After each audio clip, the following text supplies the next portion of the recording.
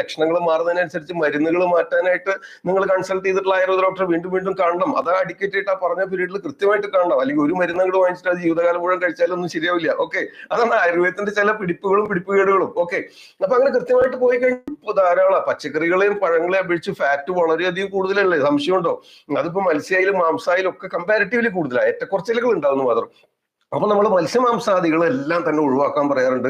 പ്രത്യേകിച്ച് ഈ skin problems, skin conditions, skin കെയറിന് വേണ്ടതായ സംഗതികൾ ആവശ്യമാണെന്നുള്ളവരോട് നോൺ വെജ് അങ്ങോട്ട് ഒഴിവാക്കാൻ പറയും. നിങ്ങൾ പഠനങ്ങളൊക്കെ നടത്തിയതിൽ പ്രോട്ടീൻ ഉണ്ട്, വൈറ്റമിൻ ഉണ്ട്, വളരെ ന്യൂട്രിയൻസ് മിനറൽസ് ഒക്കെ ഉണ്ടെന്ന് കണ്ടുപിടിക്കണ്ട. പക്ഷെ നമുക്കൊരു ആയുർവേദ ചിന്താഗതി ഇവിടെ തുറന്ന് വെളിപ്പെടുത്താലോ, അതിനായിട്ടാണല്ലോ ഈ ചാനൽ.